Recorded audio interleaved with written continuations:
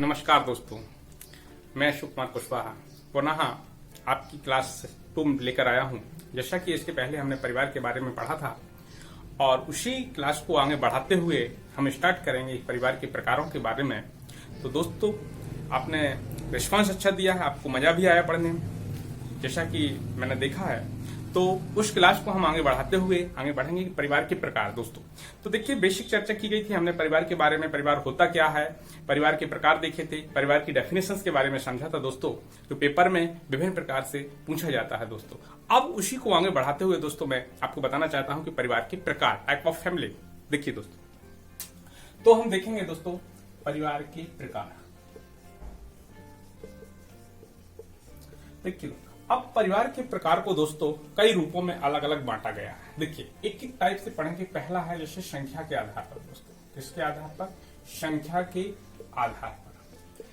तो संख्या के आधार पर परिवार को कितने भागों में बांटा गया दोस्तों? 2 भागों में बांटा गया है। जैसे एकाकी परिवार और सेकंड होता है संयुक्त परिवार। दोस्तों, संयुक्त परिवार दोस्तों समझना, यदि आपसे सीधा एग्जाम में पूछ लिया जाए संख्या के आधार पर परिवार कितने प्रकार से होता है, 2 प्रकार से होता है, एकाकी परिवार, संयुक्त परिवार। एकाकी परिवार को हम नाभिकीय परिवार, न्यूक्लियर फैमिली के रूप में भी जानते हैं दोस्तों, और ज्वाइंट फैमिली के रूप में अर्थात संयुक्त परिवार। 2 प्रकार से बात की गई। अब यदि एकाकी परिवार के बारे में भी आपसे डेफिनेशन पूछ ली जाए, क्या होगा? तो जिसमें माता पिता और अविवाहित बच्चे शामिल हों। क्या हो दोस्तों? जिसमें माता पिता और अविवाहित बच्चे दोस्तों, ये यदि बात कही जाए तो एकाकी परिवार की बात कही। अब संयुक्त परिवार अर्थात ज्वाइंट परिवार की होता है, जिसमें माता पिता, दादा दादी, चाचा चाची, ये सभी शामिल होते हैं दोस्तों। तो इसमें देखना यार, दादा दादी, माता पिता, चाचा चाची एवं बच्चे शामिल होते हैं, उसे दोस्तों क्या कहा जाता है दोस्तों? उसे संयुक्त परिवार। दोस्तों, जैसे कल हमने क्वेश्चन पढ़ा था कि परिवार, तो परिवार और गृहस्थ के बारे में भी थोड़ा समझ लीजिए कि जैसे मैंने बताया था कि परिवार, तो परिवार में मैंने आपको एक चीज बतलाई थी कि माता पिता अर्थात पति पत्नी और अविवाहित बच्चे।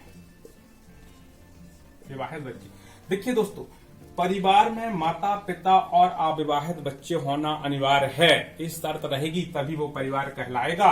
यदि परिवार में अविवाहित बच्चे नहीं है दोस्तों, यदि उसमें केवल पति पत्नी अर्थात माता पिता है अर्थात पति पत्नी है, तो वो फिर क्या हो जाएगा दोस्तों? गृहस्थ हो जाएगा। क्या हो जाएगा दोस्तों? गृहस्थ हो जाएगा। इस बात को समझना है दोस्तों। सभी परिवार क्या होते हैं? गृहस्थ। सभी गृहस्थ परिवार नहीं होते हैं। एक क्वेश्चन पूछा जा सकता है दोस्तों कि सभी परिवार गृहस्थ होते हैं, सभी गृहस्थ परिवार नहीं होते हैं। अर्थात पति पत्नी और अविवाहित बच्चे से ही परिवार की डेफिनेशन क्लियर होगी, अर्थात अनिवार्य होते हैं। ये चीज आ जाए यदि पेपर में पूछे जाए। और जबकि गृहस्थ क्या होता है? गृहस्थ परिवार होता है जिसमें पति पत्नी की बात कही गई। लेकिन यहाँ पर मैंने एक डेफिनेशन आपको दोस्तों बतलाई थी, लूसी मेयर ने केवल एक चीज कही थी कि परिवार एक गृहस्थ है। कैसा है? परिवार एक गृहस्थ है जिसमें माता पिता के साथ साथ अविवाहित बच्चे रहते। परंतु यहाँ पर यदि इस रूप में पूछा जाए, लूसी मेयर की परिभाषा को छोड़कर यदि आपसे क्वेश्चन पूछा जाए, तो पति पत्नी और अविवाहित बच्चे का होना अनिवार्य है परिवार में, परंतु गृहस्थ में पति पत्नी के रूप में होता है, उसे हम गृहस्थ कहेंगे। क्लियर हुआ दोस्तों? तो ये थी आपकी एकाकी परिवार और संयुक्त परिवार। अभी एकाकी परिवार और संयुक्त परिवार को मैं डिटेल में चर्चा करूंगा, अभी केवल हम परिवारों के डेफिनेशन के बारे में देख रहे हैं। तो देखिए दोस्तों, ये हुआ आपका संख्या के आधार पर। इसके बाद दूसरा टाइप आ जाएगा दोस्तों आपका अधिकार और उत्तराधिकार के आधार पर। अधिकार या उत्तराधिकार के आधार पर। देखिए दोस्तों, अब यहां फिर समझना, यदि आपसे पेपर में पूछ लिया जाए उत्तराधिकार के आधार पर परिवार कितने प्रकार के होते हैं? 2 प्रकार के होते हैं दोस्तों। एक होता है पितृसत्तात्मक परिवार। देखिए दोस्तों, और एक होता है मातृसत्तात्मक। देखिए दोस्तों, अब पितृसत्तात्मक परिवार की बात कही गई है और मातृसत्तात्मक परिवार। अब यहां से भी क्वेश्चन पूछा, पहली कंडीशन तो ये सीधा पूछा जाएगा क्वेश्चन में आपका कि उत्तराधिकार के आधार पर परिवार को कितने प्रकार से बांटा गया है? 2 भागों में बांटा गया है, पितृसत्तात्मक परिवार और मातृसत्तात्मक परिवार। अब क्वेश्चन यहां से अक्सर पूछा जाता है, जो पितृसत्तात्मक परिवार की अवधारणा किसके द्वारा दी गई है दोस्तों? एक क्वेश्चन बहुत इंपॉर्टेंट है, तो हेनरी मैन याद रखना दोस्तों। क्या है? हेनरी मैन के द्वारा पितृसत्तात्मक परिवार की अवधारणा दी गई है। और यदि दोस्तों मात्र सत्तात्मक परिवार के बारे में यदि आपसे पूछा जाए तो ब्रेफाल्ट का नाम याद रखना। कौन थे दोस्तों? ब्रफाल्ड और वेचा फेन के द्वारा। वेचा फेन। देखिए दोस्तों, ये बहुत इंपॉर्टेंट है, अक्सर एग्जाम में यहीं से क्वेश्चन आता है कि उत्तराधिकार के आधार पर दो रूपों में बांटा गया, परंतु पितृसत्तात्मक परिवार और मातृ। इसकी अवधारणा किसके द्वारा दी गई थी? हेनरी मैन के द्वारा दी गई थी। यदि आ जाए मातृसत्तात्मक परिवार की अवधारणा किनके द्वारा दी गई थी? ब्रफाल्ट और वेचा फेन के द्वारा। अब बात आती है पितृसत्तात्मक क्या होती है, मातृसत्तात्मक परिवार कौन सी कहलाएंगे दोस्तों? जब सत्ता पिता के द्वारा, जैसे कि आप कहते हैं कि जब सत्ता किसके हाथ में हो, पिता पक्ष से लेकर बड़े लड़के या जो परिवार का मुखिया होता है वो पुरुष पक्ष के लिए होता है, तो पितृसत्तात्मक। जब मातृसत्तात्मक या माता पक्ष के द्वारा, अर्थात इसमें आपको याद रखना है मातृसत्तात्मक परिवार में कि इसमें महिला की सत्ता होती है, या तो उस परिवार की बूढ़ी जो सबसे बुजुर्ग महिला होगी या माता को सत्ता हस्तांतरित होती है, उससे हम कौन सी सत्ता कहते हैं दोस्तों? मातृसत्तात्मक। क्लियर दोस्तों? इसके बाद एक संख्या के आधार पर देखा आपने और अधिकार उत्तराधिकार के आधार पर देखा दोस्तों। इसके बाद दोस्तों तीसरा टॉपिक रहे निवास के आधार पर। किसके आधार पर दोस्तों? निवास के आधार पर। तो देखिए ये इंपोर्टेंट है, यहां से भी क्वेश्चन। निवास के आधार पर भी बहुत प्रकार से इसको बांटा गया है दोस्तों। किसके आधार? निवास। अब देखिए एक पितृस्थानीय है दोस्तों, इसको बहुत अच्छे से समझना। मातृस्थानीय, मातृस्थानीय के बाद आपका नव स्थानीय, द्वि स्थानीय, ये दो शब्द बहुत इंपोर्टेंट। नव स्थानीय, नव स्थानीय, फिर द्वि स्थानीय, फिर मातुले या मामा स्थानीय। मामा स्थानीय, इसको मातुले कहा जाता है दोस्तों। क्या कहा जाता है? मातुले होती है। और इसके बाद एक आता है मातृ पितृ स्थानीय। मातृ पितृ स्थान। देखिए दोस्तों, यहां से क्वेश्चन पेपर में कई बार पूछा जाता है। निवास के आधार पर भी परिवारों को विभिन्न प्रकार से बांटा गया। पितृस्थानीय, मातृस्थानीय, नव स्थानीय, द्वि स्थानीय, मामा स्थानीय, अर्थात इसको मातुले कहा जाता है, और मातृ पितृस्थानीय। अब इसके बारे में दोस्तों समझना है, पितृस्थानीय परिवार कौन से कहलाएंगे दोस्तों? तो पितृस्थानीय परिवार वह होते जब विवाहित जोड़ा, थोड़ा सा समझना है दोस्तों, जब शादी के बाद अर्थात वैवाहिक संबंध में कोई परिवार आता है और वैवाहिक जोड़ा जब पति के घर पर निवास करता है, क्या करता है दोस्तों? पति के घर पर निवास करता है, उसे पितृस्थानीय परिवार कहते हैं। जब विवाहित जोड़ा है, एक चीज याद रखना है दोस्तों, विवाहित जोड़ा जब क्या करता है? विवाहित जोड़ा पति के पिता के यहाँ, पति के पिता के घर में रहता है, उसे हम क्या कहते हैं दोस्तों? पितृस्थानीय। मातृस्थानीय की बात कही जाएगी जब विवाहित जोड़ा क्या हो? जब विवाहित जोड़ा पत्नी के घर में, जब विवाहित जोड़ा पत्नी के घर में रहता है। क्लियर? पत्नी के माँ के घर में, ऐसा करिए, पत्नी के पिता के घर में रहता है, अर्थात जिसे घर जमाई भी कहते हैं। क्या कहते हैं? घर जमाई। इसके बाद नव स्थानीय की बात करते हैं दोस्तों। ये थी पिता के अर्थात पति के पिता के घर में रहते हैं तो पितृस्थानीय, जब पत्नी के पिता के घर में रहते हैं तो मातृस्थानीय। इसके बाद तीसरा आता है नव स्थानीय, जब विवाहित जोड़ा ना तो अपने माता के घर में रहे और ना ही पिता के घर में रहे, अर्थात ना तो ससुराल में, ना तो अपने मतलब लड़का रहेगा वो अपने पिता के घर में रहेगा और ना ही लड़की अपने पिता के घर में रहेगी, अर्थात वो नया स्थान पर घर बनाकर रहती है, उसे दोस्तों क्या कहा जाता है? नव स्थानीय कहते हैं। क्या कहते हैं? ना तो पिता, ना पति के पिता के घर है, ना तो पति के पिता के घर और ना ही पत्नी के पिता के घर में रहता है, अर्थात एक नया घर बनाकर रहता है, उसे हम नव स्थानीय कहते हैं। अब बात आती है दोस्तों द्वि स्थानीय, और नव स्थानीय के बारे में क्वेश्चन पूछ लिया जाता है नाइजीरिया। दोस्तों ये लिख लेना है आपको कि नव स्थानीय परिवार नाइजीरिया की जो आपकी हौसा जनजाति है, कौन सी जनजाति है? नाइजीरिया की हौसा जनजाति। इस चीज को समझें। यदि आपसे क्वेश्चन पूछा जा सकता है कि नव स्थानीय परिवार कहाँ पाए जाते हैं दोस्तों, तो भारत में नहीं है इस प्रकार के परिवार। आपके इस प्रकार के ज्यादातर परिवार आपको नाइजीरिया की किस जनजाति में है? हौसा जनजाति में पाए जाते हैं। फिर यदि यहां से भी क्वेश्चन मातृस्थानीय के बारे में भी दोस्तों पूछ लिया जाता है, तो मातृस्थानीय में आपको केरल की नायर, केरल के जो नायर होते हैं उनमें मातृस्थानीय परिवार पाए जाते हैं, या खासी गारो जयंतियां जनजाति, जो खासी गारो है आपकी इन जनजातियों में पाया जाता है। पत्नी। और ये पितृस्थानीय परिवार से भी आपसे पूछा तो संपूर्ण भारत में जो हमारे हिंदू धर्म में है तो वो संपूर्ण भारत में हमारे किस प्रकार के परिवार पाए जाते हैं दोस्तों, पितृस्थानीय परिवार कहते हैं। अब बात आती है दोस्तों द्वि स्थानीय परिवार के बारे में। किसके? द्वि स्थानीय और वह स्थानीय के बारे में होगा। इसमें क्या होता है, द्वि स्थानीय और के बारे में भी आपको समझना है कि द्वि स्थानीय कैसे कहलाएंगे। और एक होता है मातृ पितृ स्थानीय। तो द्वि स्थानीय में स्वतंत्रता होती है इसमें रहने की, या तो पति के पिता के घर में रह सकते हैं या पत्नी के पिता के घर में रहने की स्वतंत्रता होती है। इस प्रकार के कौन से परिवार कहलाते हैं? द्वि स्थानीय परिवार होते हैं। और भारत के केरल और लक्षद्वीप में इस प्रकार के परिवार पाए जाते हैं। केरल और लक्षद्वीप, दोस्तों याद रखना, केरल और लक्षद्वीप में द्वि स्थानीय परिवार पाए जाते हैं। ये इंपोर्टेंट है, ये कई बार पेपर में पूछा गया दोस्तों, मातुले परिवार के नाम। इसमें क्या होता है कि जब विवाहित जोड़ा, सुना दोस्तों, विवाहित जोड़ा ना तो पति के पिता के घर में रहते हैं और ना ही पत्नी के पिता के घर में रहते हैं। इसमें क्या करते हैं कि पति के मामा के घर, दोस्तों याद रखना है, जब विवाहित जोड़ा पति के मामा के घर में रहते हैं उसे हम मातुले या मामा स्थानीय परिवार के रूप में जानते हैं। दोस्तों क्लियर हुआ? मेरे हिसाब से दोस्तों क्लियर हो रहा होगा, बहुत डीप में बहुत आराम से समझा रहा हूं दोस्तों। इसके बाद आता है मातृ पितृ स्थानीय के बारे में ही होता है। तो मातृ पितृ स्थानीय भी टिव द्वीप में, केवल आपको याद रखना है कि इस प्रकार के परिवार कहां पर पाए जाते हैं, ट्वीप द्वीप पर पाए जाते हैं। कहां पर पाए जाते हैं? ट्वीप द्वीप। ये भी आपको याद रखना है दोस्तों। क्लियर हुआ? तो इस प्रकार से आपसे क्वेश्चन पूछे जाएंगे निवास के आधार पर। अभी देखेंगे इसके बाद वंश के आधार पर दोस्तों परिवार। क्लियर हुआ? वंश के आधार पर परिवार। देखिए दोस्तों अगला, जैसे अभी अपने पढ़ा है संख्या के आधार पर, उत्तराधिकार के आधार पर, निवास के आधार पर। अब देखेंगे दोस्तों वंश के आधार पर। वंश के आधार पर परिवार के प्रकार ये दो होते हैं, पितृवंशीय और मातृवंशीय। इसके बाद देखिए दोस्तों वंश के आधार पर फिर होते हैं विवाह के आधार पर। विवाह के आधार पर परिवार के प्रकार। देखिए दोस्तों, तो अब यहां समझेंगे वंश के आधार पर परिवार के प्रकार।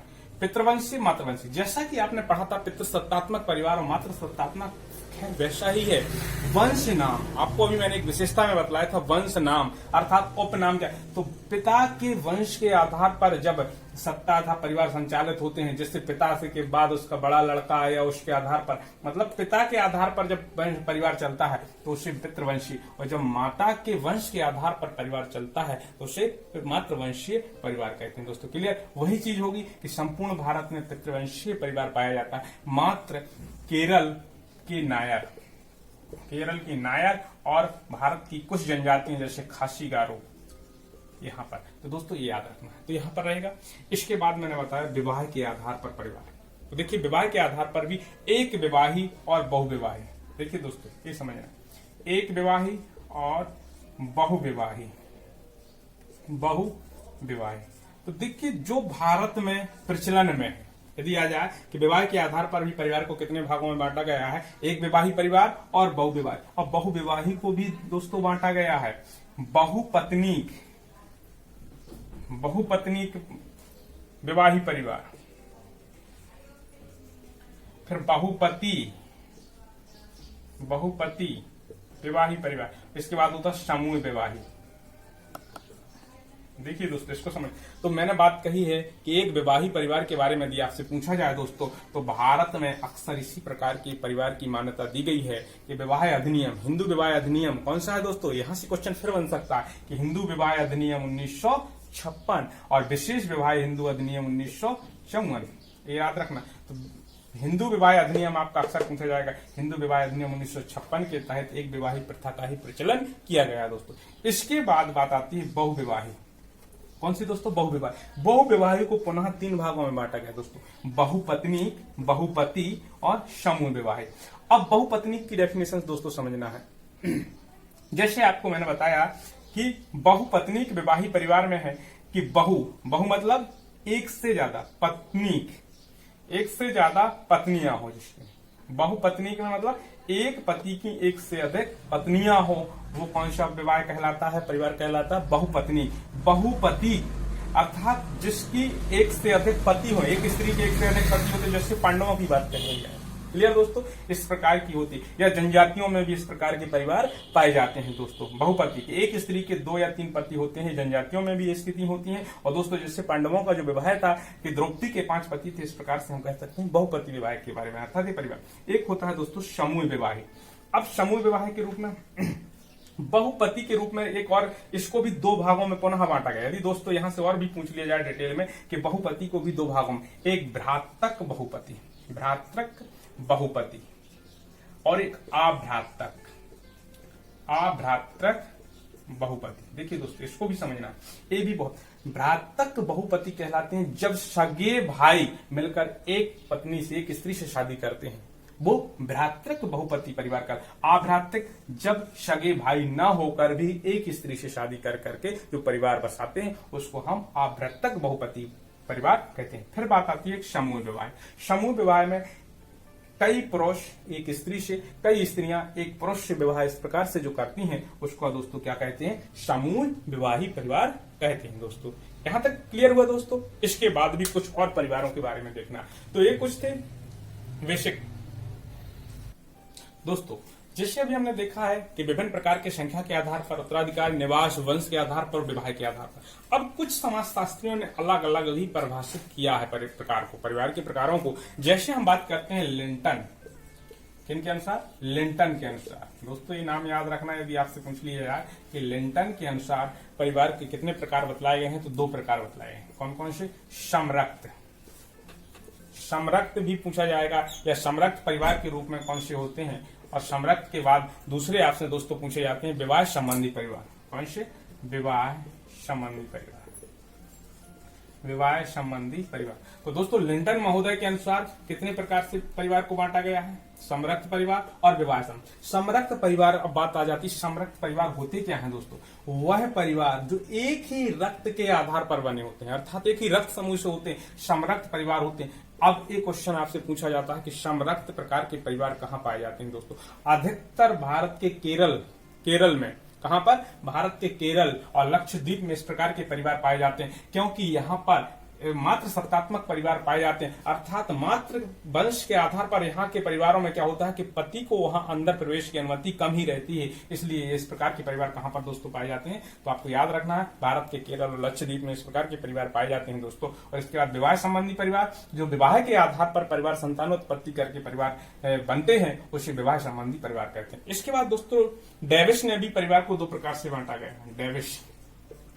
डेविस के अनुसार उन्होंने भी 2 प्रकार के परिवार बताए हैं, जन्म मूलक परिवार और प्रजनन मूलक परिवार। जन्म मूलक और प्रजनन मूलक परिवार दोस्तों। जन्म मूलक परिवार और प्रजनन मूलक। जन्म मूलक में जब वह जन्म लेकर के परिवार का निर्माण करता है, प्रजनन जब माता पिता शादी विवाह करने के बाद प्रजनन करते हैं, उसे प्रजनन मूलक करते हैं। तो इस प्रकार से 2 प्रकार से होते हैं, जन्म मूलक और प्रजनन मूलक के रूप में। तो दोस्तों ये भी बहुत इंपॉर्टेंट है, सीधे नाम से याद रखना कि लिंटन ने 2 प्रकार के, समरक्त परिवार और विवाह संबंधी परिवार। डेविस के अनुसार जन्म मूलक परिवार और प्रजनन मूलक परिवार की बात कही गई है दोस्तों। इसके बाद दोस्तों पुनः देखें कि एक कंडीशन और आती है कि भारत में हिंदू परंपरा के अनुसार, दोस्तों ये याद रखना है कि हिंदू परंपरा के अनुसार 2 प्रकार की प्रथाएं पाई जाती हैं कि संपत्ति के बंटवारे को लेकर की। तो वहां पर 2 प्रकार की प्रथाएं आती हैं, एक आती है आपकी मिताक्षरा और एक होती है दायभाग। मिताक्षरा और दायभाग। अब मिताक्षरा की अवधारणा और दायभाग, देखिए जो पिता की संपत्ति के बंटवारे को लेकर एक अवधारणा आती है, इसके बारे में भी समझ लीजिए, जो पेपर की दृष्टि से इंपोर्टेंट है दोस्तों, कि भारत में उत्तराधिकार के आधार पर 2 प्रकार की प्रथाएं पाई जाती है, एक मिताक्षरा और दायभाग। ये आती मिताक्षरा किसके द्वारा है, तो विज्ञानेश्वर। ये दोस्तों कई एग्जाम में पूछी गई है कि मिताक्षरा की अवधारणा, अर्थात उत्तराधिकार को के लिए जो मिताक्षरा की अवधारणा दी गई है वो किसके द्वारा दी गई है, विज्ञानेश्वर के द्वारा। और दायभाग की अवधारणा किसके द्वारा है, जीमूत वाहन दोस्तों, जीमूत वाहन। तो ये भी याद रखना दोस्तों कि दायभाग की अवधारणा जीमूत वाहन ने दी गई है, मिताक्षरा की अवधारणा विज्ञानेश्वर के द्वारा दी गई है। अब बात आती है दोस्तों इनमें अंतर क्या है कि दायभाग क्या है और मिताक्षरा क्या है। मिताक्षरा की अवधारणा संपूर्ण भारत में है दोस्तों, कहां पर है, संपूर्ण भारत में है प्रचलन में, परंतु दायभाग बंगाल और असम, भारत को छोड़कर केवल कहां पर है दोस्तों, बंगाल और असम। ये दो शब्द याद रखना दोस्तों। यदि मिताक्षरा की अवधारणा बात पूछी जाएगी, संपूर्ण भारत में है दोस्तों, और यदि दाय भाग की पूछी जाएगी, जैमुद वाहन ने बंगाल और असम में प्रचलित है। अब इसमें उद्देश्य क्या है, इसका क्या कारण? देखिए दोस्तों, इसमें जैसे ही बच्चा जन्म लेता है, जन्म से ही पिता की संपत्ति में बच्चे का अधिकार हो जाता है और वह बच्चा कभी भी अपनी संपत्ति में अपना हिस्सा मांग सकता है दोस्तों, और बंटवा सकता है। परंतु दाय भाग में ये नहीं होता है दोस्तों। दाय भाग में क्या होता है कि जब पिता की मृत्यु के बाद ही क्या होता है, इसमें पिता के जन्म के बाद से कभी भी मांग कर सकता है, परंतु इसमें दोस्तों क्या रहेगा दाय भाग में, कि वह मांग नहीं कर सकता। पिता की मृत्यु के बाद ही पुत्र को संपत्ति प्राप्त होगी, या पति की मृत्यु के बाद ही पत्नी को संपत्ति प्राप्त होगी। यह है दाय भाग की घटना दोस्तों। तो क्लियर हुआ दोस्तों, ये तो थी बेसिक चर्चा। इसके बाद हम देखेंगे कि एकाकी परिवार और संयुक्त परिवार के बारे में, तो उसकी हम डिटेल चर्चा करेंगे अभी। तो एकाकी परिवार और संयुक्त परिवार के बारे में देखिए दोस्तों, जैसे अभी तक हमने परिवार के प्रकारों के बारे में देखा है, उसमें से केवल दो प्रकार के परिवारों के बारे में थोड़ा डिटेल चर्चा करूंगा मैं, एकाकी परिवार और संयुक्त परिवार के बारे में। जैसा कि दोस्तों हम जानते हैं कि हमारा भारत में हम देखें तो मुख्य रूप से हमारे किस प्रकार के परिवार पाए जाते थे, संयुक्त परिवार पाए जाते थे। जैसा कि मैंने अभी आपको डेफिनेशन में बताया था कि इरावती कर्वे के द्वारा संयुक्त परिवार का विस्तृत अध्ययन किया गया है, और उन्होंने इरावती कर्वे के द्वारा संयुक्त परिवार की विस्तृत व्याख्या भी की गई है, और उनके द्वारा एक डेफिनेशन भी दी गई थी कि आपको शब्दों पर ध्यान देना, कि इरावती कर्वे के द्वारा दी गई थी कि जब एक ही छत के नीचे, क्या है दोस्तों, जब एक ही छत के नीचे एक ही रसोई घर हो अर्थात चूल्हा घर हो, एक ही पूजा स्थान हो, संपत्ति पर समान बंटवारा हो, इस प्रकार के परिवार को हम दोस्तों क्या कहते हैं, संयुक्त परिवार कहते हैं। इसी प्रकार से दोस्तों आपके पीएन प्रभु और कपाड़िया के द्वारा भी कुछ परिभाषाएं दी गई हैं। तो दोस्तों जैसे हम बात करें प्रोफेसर आईपी देसाई और पीएन प्रभु के बारे में, तो यदि प्रोफेसर आईपी देसाई के बारे में भी डेफिनेशंस की बात करता हूं, तो आपको प्रोफेसर आईपी देसाई, तो देखिए मैंने बताया कि तीन प्रकार से संयुक्त परिवार और संयुक्त परिवार के बाद, देखिए दोस्तों संयुक्त परिवार और एकाकी परिवार, इन दो की बेसिक चीज को समझना है। इनकी डेफिनेशन से बता दें, जिसमें माता पिता और अविवाहित बच्चे होते हैं, उसको हम क्या कहते हैं दोस्तों, एकाकी परिवार। इसमें आपने देखा था माता पिता, दादा दादी, चाचा चाची और बच्चे शामिल होते हैं, इसको हम क्या कहते हैं दोस्तों, संयुक्त परिवार। दोनों को समझना है दोस्तों। संयुक्त परिवार में माता पिता, दादा दादी, चाचा चाची और बच्चे शामिल होते हैं, और इसमें माता पिता और अविवाहित बच्चे शामिल होते हैं, वो हमारा एकाकी परिवार होता है। अब दोस्तों ये बात आती है कि मैंने बताया कि प्राचीन समय से लेकर भारत में किस प्रकार के परिवार रहे हैं, संयुक्त परिवार रहे हैं दोस्तों। लेकिन संयुक्त परिवार धीरे धीरे टूट कर क्या हो रहे हैं, एकाकी परिवार में बदल रहे हैं। तो एक क्वेश्चन यहाँ से अक्सर पूछ लिया जाए दोस्तों कि संयुक्त परिवार के विघटन के कारण क्या रहे हैं दोस्तों, किसके विघटन के कारण, जो आपको पेपर में पूछा जा सकता है। और जो इसके विघटन के कारण हुए हैं वो एकाकी परिवार के बनने के कारण रहे हैं दोस्तों। देखिए दोस्तों इस चीज को समझना है कि संयुक्त परिवार के विघटन के कारण वो एकाकी परिवार के बनने के कारण रहे हैं। अब बात आती है कौन कौन से कारण रहे हैं दोस्तों, यहां से क्वेश्चन, जैसे सबसे पहला कारण है पाश्चात्य संस्कृति। क्या है दोस्तों, पाश्चात्य संस्कृति। देखिए दोस्तों पाश्चात्य संस्कृति अर्थात पश्चिम सभ्यता का जैसे जैसे धीरे धीरे विकास हुआ है, लोग शिक्षित हुए हैं, लोग शिक्षित होकर के पलायन की स्थिति बनी। तो पाश्चात्य संस्कृति से तात्पर्य है कि जैसे जैसे हमने विदेशी सभ्यता का भी अनुसरण किया है, हम पढ़ लिख करके शिक्षित हुए हैं, ये प्रमुख कारण रहा है दोस्तों किसका, संयुक्त परिवार के विघटन का कारण। दूसरा शिक्षित होना, शिक्षा का विकास होना, शिक्षा का विकास होना।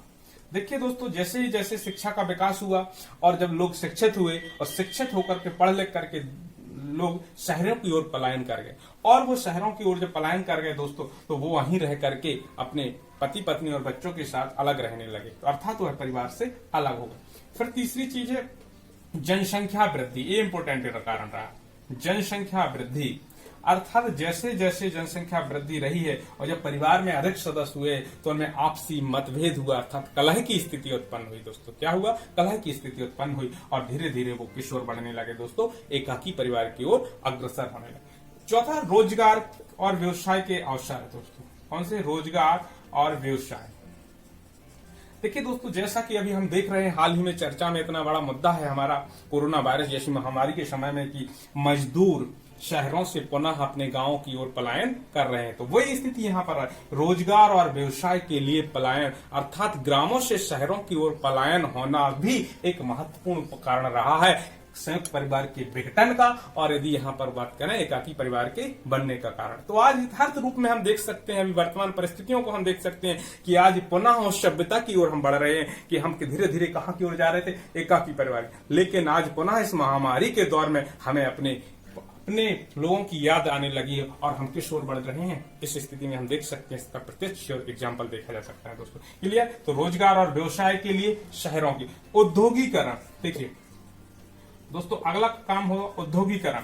औद्योगिकरण हुआ, उद्योग स्थापित हुए, जिसके कारण भी लोग शहरों की ओर पलायन हुआ। औद्योगिकरण के कारण शहरीकरण और नगरीकरण जैसी एक समस्या उत्पन्न, जिसके कारण भी एकाकी परिवार की उत्पत्ति हुई। तो यहाँ पर दोस्तों याद रखना, यदि इसके विघटन के कारण जो रहेंगे वही आपके एकाकी परिवार के उदय के कारण रहेंगे। दोस्तों यहाँ से फिर एक अगला क्वेश्चन, इसकी विशेषता है संयुक्त परिवार की। जैसे संयुक्त परिवार की मैंने रावती कर्वे की परिभाषा ही यदि आपको याद होगी कि एक ही छत के नीचे एक ही निवास स्थान, अर्थात संयुक्त परिवार की पहली विशेषता कि जो एक ही छत के नीचे निवास करते हैं, अर्थात पूरा का पूरा परिवार एक ही मकान के नीचे रहते हैं, वो कैसा परिवार है? संयुक्त परिवार। एक ही पूजा घर हो तो वो कौन सा परिवार कहलाएगा? संयुक्त परिवार कहलाएगा। जिसमें एक ही रसोई घर हो, चूल्हा, अर्थात जहां पर खाना ना बनाने की कंडीशन भी एक ही हो। इस प्रकार से उन्होंने कही पूजा, एक ही पूजा, अर्थात एक ही धर्म को मानने वाले लोगों, इस प्रकार से संयुक्त परिवार की डेफिनेशन अर्थात विशेषताओं की भी बात कही। अब बात आती है कि कुछ अच्छाइयां आपकी एकाकी परिवार की भी हैं और कुछ महत्व अर्थात संयुक्त परिवार के बारे में होते हैं। तो बात कही जाए कि एकाकी परिवार में कौन कौन सी अच्छाई हैं, तो एकाकी परिवार के यदि हम अच्छाइयां की बात करें या उसके महत्व की बात करें, तो एकाकी परिवार में क्या होता है दोस्तों कि उनकी भावनाओं की उपेक्षा नहीं की जा सकती है। दोस्तों क्या होता है दोस्तों? देखिए दोस्तों, तो बात चल रही थी विशेषता। ठीक है दोस्तों, एकाकी परिवार की विशेषताएं और संयुक्त परिवार की विशेषता। तो देखिए, जैसे मैंने संयुक्त परिवार की विशेषताओं के बारे में बताया है कि एक ही छत के नीचे निवास, अर्थात एक ही निवास स्थान, एक ही निवास स्थान, एक ही पूजा घर या एक ही धर्म को मानने वाले दोस्तों, एक ही रसोई घर, हम की भावना, सहयोग की भावना, सामाजिक सुरक्षा, सामाजिक नियंत्रण। दोस्तों इस प्रकार से कुछ विशेषताएं रहेंगी आपकी, तो ये आपको देखना संयुक्त परिवार की। देखिए बहुत सारी विशेषताएं हैं। तो मैंने कहा है एक ही निवास स्थान, अर्थात संयुक्त परिवार के लोग का जो निवास स्थान रहेगा वो एक ही रहेगा। पूजा अर्थात धर्म को मानने वाले भी होंगे, जो मंदिर घर होगा वो भी आपका एक ही होगा। रसोई घर, एक ही चूल्हे पर बना खाना खाते हो। हम की भावना भी प्रबल होती है, अर्थात एक दूसरे के प्रति लगाव होता है बहुत ज्यादा, हम की भावना। सहयोग की भी भावना होती है, इसमें एक चीज होता है सहयोग की भावना, अर्थात जब आप देखते हैं कि संयुक्त परिवार के 20 सदस्य हैं, तो 20 सदस्य में जरूरी नहीं है कि 20 के 20 बनाते हैं। तो इसमें एक बीमा की बात कही गई है कि एक संकट का बीमा। देखिए दोस्तों इस शब्द संकट का बीमा शब्द यूज किया गया। संकट का बीमा से तात्पर्य है कि यदि उस परिवार में 5 लोग कमाते हैं, 5 लोग नहीं भी कमाते हैं, तो उन 5 लोगों के लिए वो 5 लोग क्या करते हैं, उनकी आर्थिक स्थितियां हैं जो भी सामाजिक, आर्थिक और मानसिक रूप से उसको सशक्त करने के लिए भी काम करती हैं, उसे इसलिए कहा गया है संकट का बीमा के रूप में भी काम करता है। कौन सा परिवार? संयुक्त परिवार। इसी के अपोजिट बात आती है, फिर आती है कि एकाकी परिवार के रूप में। तो दोस्तों एकाकी परिवार में सबसे पहली तो होती है कि भावना, कि प्रत्येक व्यक्ति इसमें अपनी भावना को व्यक्त कर सकता है, उनकी भावना की उपेक्षा नहीं की जाती है। जैसे अब इसके दोष यदि हम देखें, यदि हम संयुक्त परिवार के दोष देखेंगे, वो इसकी अच्छाइयां निकल के आती हैं दोस्तों। जैसे कि बात करूं मैं संयुक्त परिवार में, तो यहाँ पर एक मुखिया, यहाँ पर भी बात करें कि एक मुखिया प्रधान होता था, अर्थात मुखिया जैसा कहता था उसी के अनुसार काम होता था, बाकी लोगों की उपेक्षा होती थी। तो इसमें सबसे बड़ी समस्या स्त्रियों की उपेक्षा। देखिए दोस्तों किसकी उपेक्षा? स्त्रियों की उपेक्षा। संयुक्त परिवार में क्या होता था कि मुखिया होता था, अर्थात पुरुष प्रधान होता था। कैसा होता था? पुरुष प्रधान, अर्थात पुरुषों की उच्च स्थिति होती थी और स्त्रियों की स्थिति दयनीय होती थी, और स्त्रियों की भावनाओं की उपेक्षा कर दी जाती थी, उनकी भावनाओं को नहीं ध्यान में दिया जाता था। दूसरी चीज, स्त्रियों के बीच जो कार्यों का बंटवारा होता, अर्थात श्रम विभाजन की बात करें। कौन सी दोस्तों? श्रम विभाजन। यदि श्रम विभाजन के बारे में यदि देखा जाए तो स्त्रियों के लिए, जैसी स्त्री जो मुखिया की पत्नी हो, मुखिया के जो परिवार के सदस्य होते थे तो उनको काम कम करना पड़ता था, जो अन्य सदस्य होती थी, अन्य स्त्रियां होती तो उनके लिए काम अधिक होता था। तो ये समस्या भी गंभीर होती थी।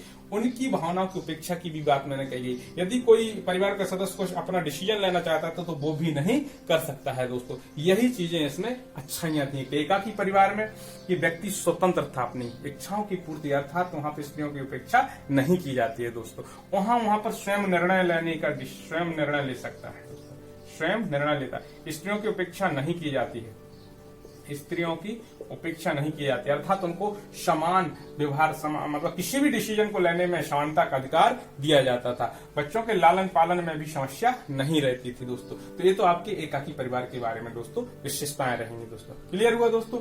इसके बाद भी आपसे यदि इसके कुछ, जैसे अब बात आती है दोष क्या है इसके, जैसे इसके दोष हमने देखे, तो एकाकी परिवार के भी तो दोस्त रहेंगे दोस्तों, दोष रहेंगे। जैसे कि बात करते हैं कि एकाकी परिवार में यदि किसी व्यक्ति को कोई आपत्ति आ जाती है दोस्तों, क्या होगा?